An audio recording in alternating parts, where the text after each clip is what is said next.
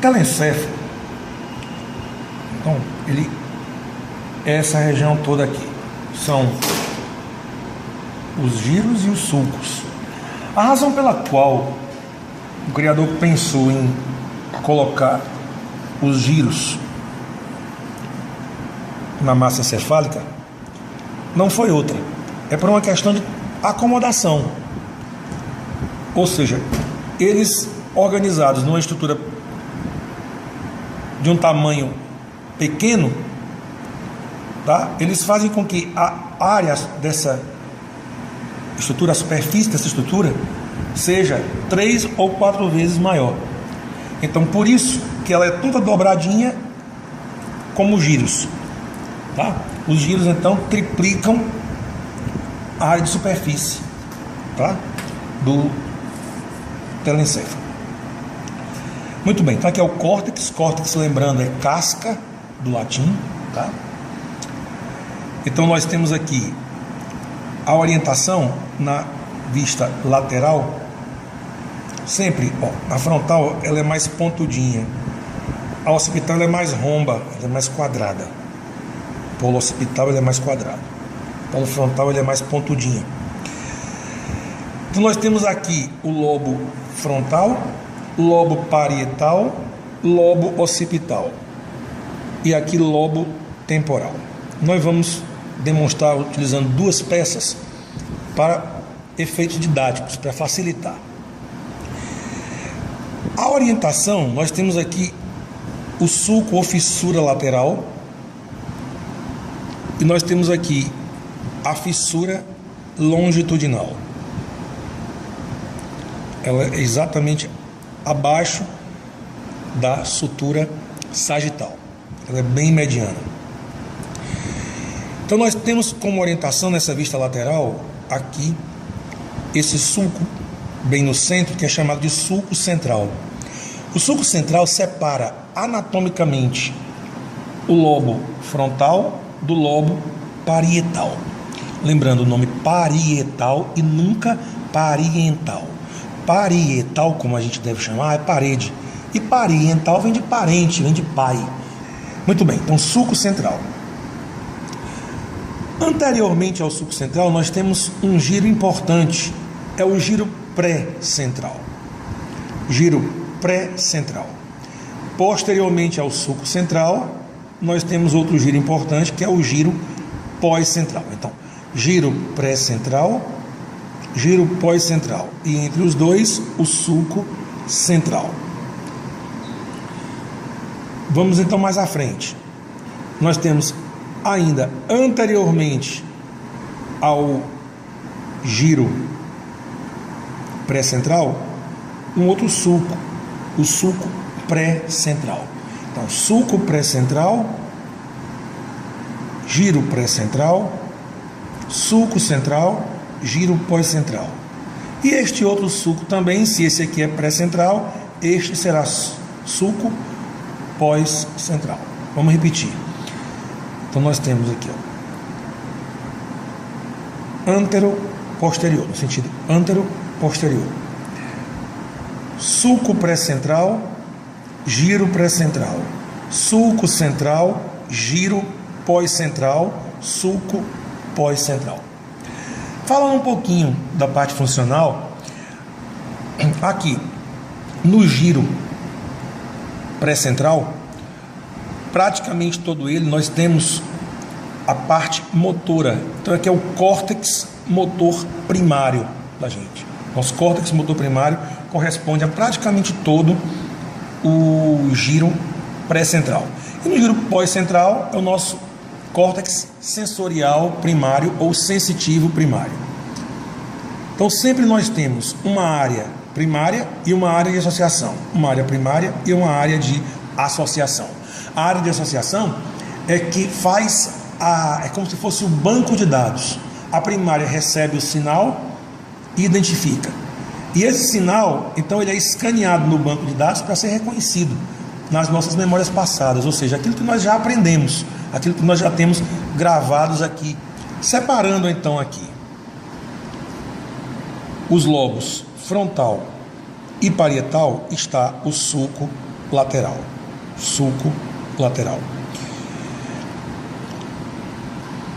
Nessa região inferior do cérebro, nós vemos aqui esse giro, ele está paralelo a uma estrutura chamada de hipocampo, que uma das principais funções a que o hipocampo está associado é a consolidação da memória, a nossa memória de longo prazo. Nós vamos falar dela daqui a pouco. E o giro que está paralelo a ele é o giro para-hipocampal. Vamos falar dele depois. Para efeitos didáticos, nós vamos continuar a demonstração nessa peça. Aqui nós temos o sulco lateral, ou fissura lateral, que separa o lobo temporal com o lobo temporal dos lobos frontal e parietal. No lobo temporal, nós temos 3 giros: giro temporal superior, giro temporal médio, giro temporal inferior.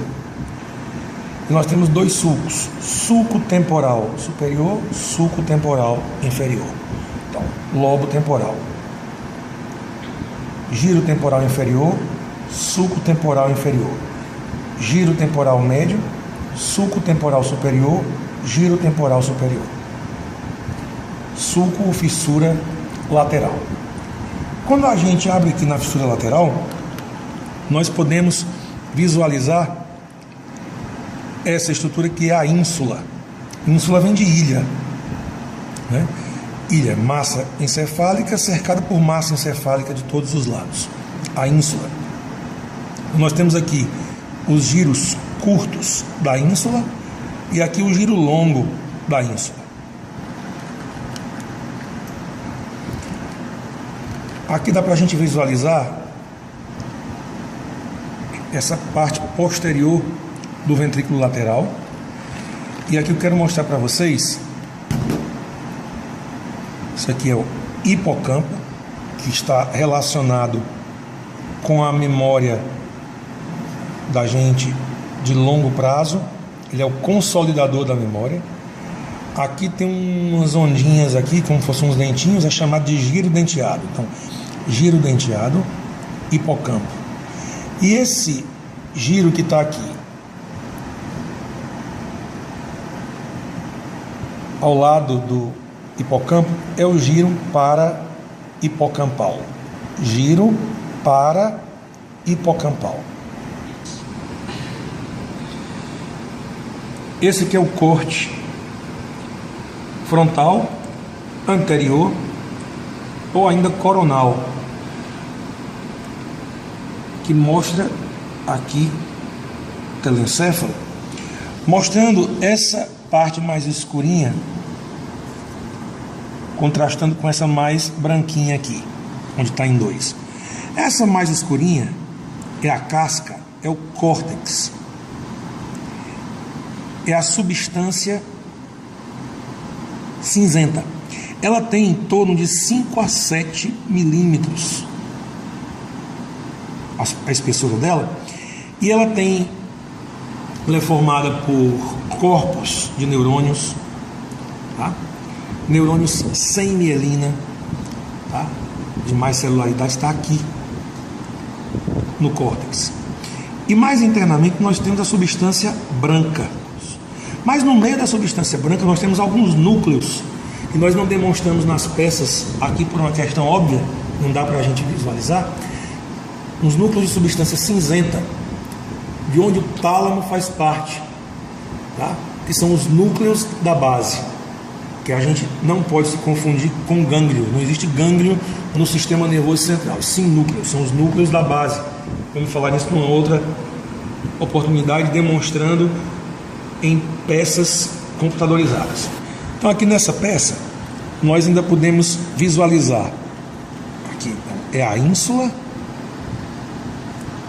aqui é a artéria basilar. A gente remover aqui, isso aqui é ventrículo, tá? A gente ver aqui, ó. Isso aqui é ventrículo, vem aqui, ventrículo, removendo aqui a ínsula, nós expomos aqui hipocampo, hipocampo, giro denteado e giro para hipocampal. Giro para hipocampal. Bem, nesse corte sagital mediano, nós podemos visualizar aqui o telencéfalo, essa parte onde tem aqui os giros e os sulcos entre eles. Nós temos aqui o diencéfalo e nós temos aqui o tronco encefálico, que é o romboencéfalo. Vai se dividir em metencéfalo, ponte e cerebelo, e o mielencéfalo, que é o bulbo raquidiano, também chamado de medula oblonga. Daí o nome mielo, que é de miolo, medula. Esse corte sagital mediano, ele nos permite visualizar muito pouco o sulco central. É só esse pedacinho aqui que a gente tende a confundir com esses dois. Então vamos esclarecer. Aqui é o sulco central. Aqui nós vamos ter o sulco paracentral. Sulco central, sulco paracentral. E aqui nós vamos ter um ramo terminal. Esse ramo terminal deste sulco aqui, que é o sulco do cíngulo, porque este é o giro do cíngulo. Cíngulo é cintura, é como se ele abraçasse aqui, ele fosse uma cinta, um cinturão ao redor do corpo caloso. Então aqui nós temos o giro do cíngulo, sulco do cíngulo. Nós temos aqui o sulco paracentral, sulco central, e nós temos aqui o ramo terminal do sulco do cíngulo. Aqui nós temos o sulco que separa o lobo parietal do lobo occipital, que é o sulco parieto-occipital. Esse aqui, sulco parieto-occipital. Lembrando que de peça em peça varia, porque existem variações anatômicas, tá? Não só o fabricante vai variar também, ele está seguindo o padrão de que acontece no corpo. Então há variação. Então é comum perguntar, professor, por que a gente não consegue encontrar determinado sulco nessa peça? Porque há variações anatômicas. Como por exemplo aqui, nós nos localizamos aqui, sulco parieto occipital, sulco calcaríneo.